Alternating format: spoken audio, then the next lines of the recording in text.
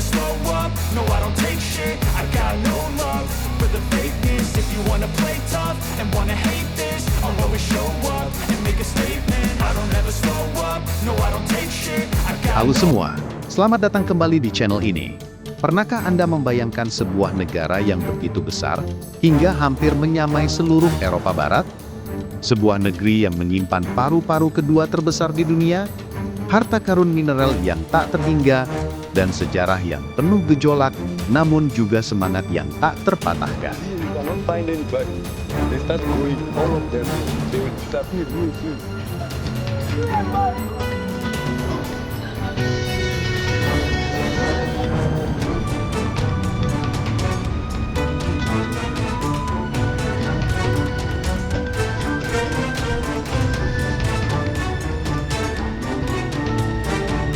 Nah, hari ini kita akan membawa Anda dalam perjalanan luar biasa ke jantung Afrika, Republik Demokratik Kongo.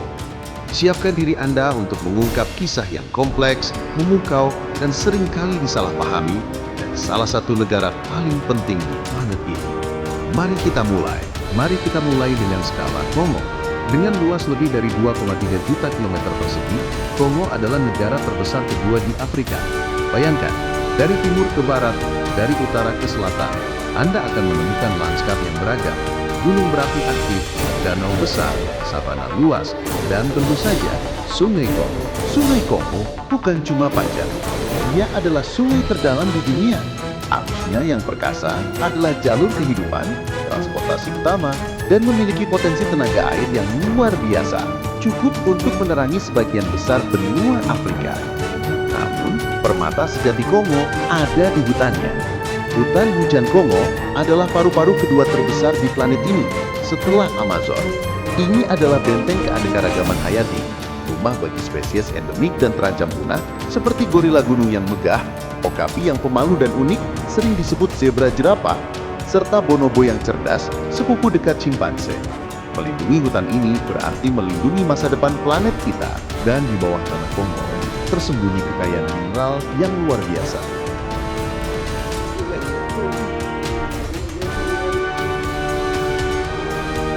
This is Boyanga Village.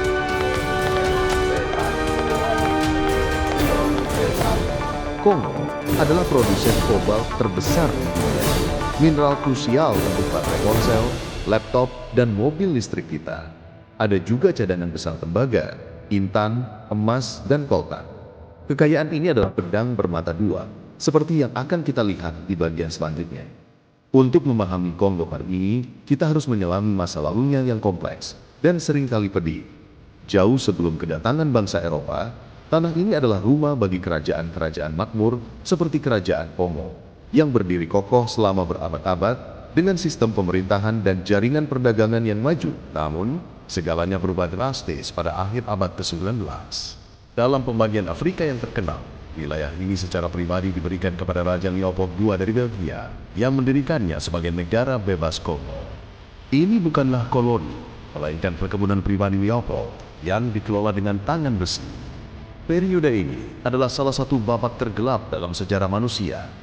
Demi karet dan mineral, jutaan warga Kongo tewas akibat kerja paksa, kekerasan brutal, dan penyakit. Ini adalah genosida yang sering terlupakan. Setelah kemerdekaan yang diperjuangkan dengan susah payah pada tahun 1960, Kongo, yang saat itu bernama Zaire, kembali terperosok ke dalam gejolak.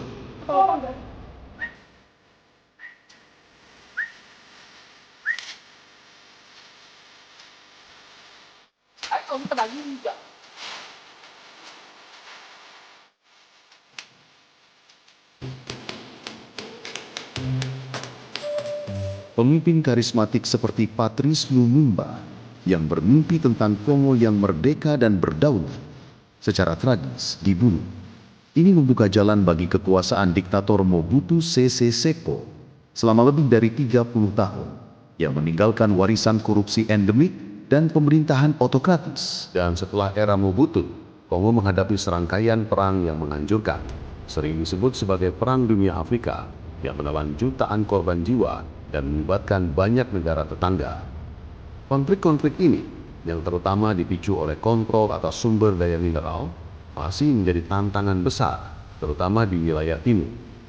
Di balik bayang-bayang sejarah yang berat, jiwa Kongo tetap tak terpatahkan.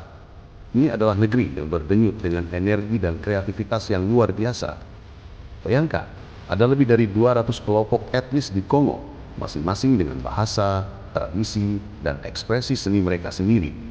Ini adalah mozaik budaya yang menakjubkan. Musik adalah jantung budaya Kongo. Siapa yang bisa menolak irama rumba Kongo atau soukous yang menggoda? Gaya musik ini dengan melodi gitar yang adiktif dan lirik yang puitis tidak hanya mendominasi Afrika, tetapi juga telah mempengaruhi musik pop di seluruh dunia. Kongo telah melahirkan legenda musik seperti Franco Luambo Makiadi dan Papa Wemba yang karya-karyanya terus menginspirasi. Seni visual Kongo juga luar biasa. Dari patung kayu rumit hingga topeng ritualistik yang penuh makna. Dan tentu saja kita tidak bisa bicara tentang budaya Kongo tanpa menyebut Sapeurs. Anggota Société des Ambianceurs et des Personnes Elegantes ini adalah ikon gaya. Mereka mengenakan setelan desainer yang mencolok di tengah-tengah kota. Mereka menunjukkan bahwa bahkan dalam kesulitan, keindahan dan keanggunan tidak pernah pudar. Ini adalah pernyataan diri yang kuat. Rakyat Kongo dikenal karena ketahanan, keramahan, dan kemampuan mereka untuk menemukan kegembiraan dalam setiap aspek kehidupan.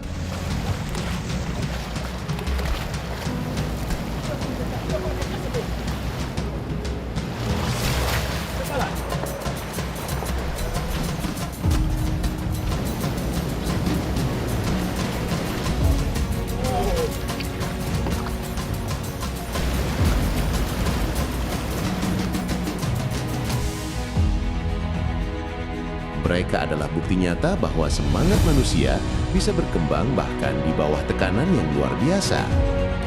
Meski kaya akan sumber daya dan budaya, Kongo masih menghadapi rintangan besar dalam perjalanannya menuju pembangunan penuh. Kemiskinan ekstrim dan konflik bersenjata yang terus berlanjut, terutama di wilayah timur, adalah tantangan utama. Jutaan orang masih hidup dalam kemiskinan ekstrim dengan akses terbatas terhadap pendidikan, layanan kesehatan dasar, dan air bersih. Krisis kemanusiaan di sana adalah salah satu yang terbesar di dunia. Namun di tengah semua tantangan ini, ada secercah harapan yang terus menyala. Generasi muda Kongo semakin aktif, berpendidikan, dan bertekad untuk membangun masa depan yang lebih baik.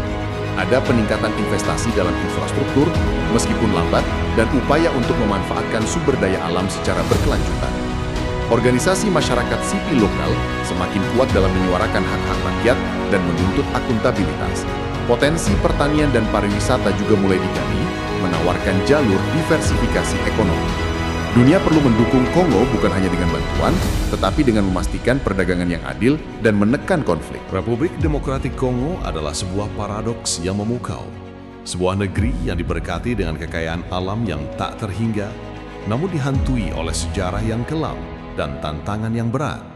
Namun, di setiap sudutnya, kita menemukan ketahanan luar biasa, semangat yang tak tergoyahkan, dan budaya yang terus berkembang. Apa pendapat kalian tentang Republik Demokratik Kongo? Apakah ada hal lain yang ingin kalian ketahui? Tinggalkan komentar kalian di bawah. Jangan lupa like video ini, subscribe ke channel kami, dan aktifkan lonceng notifikasi agar tidak ketinggalan video-video menarik lainnya. Sampai jumpa di video berikutnya. Bye-bye!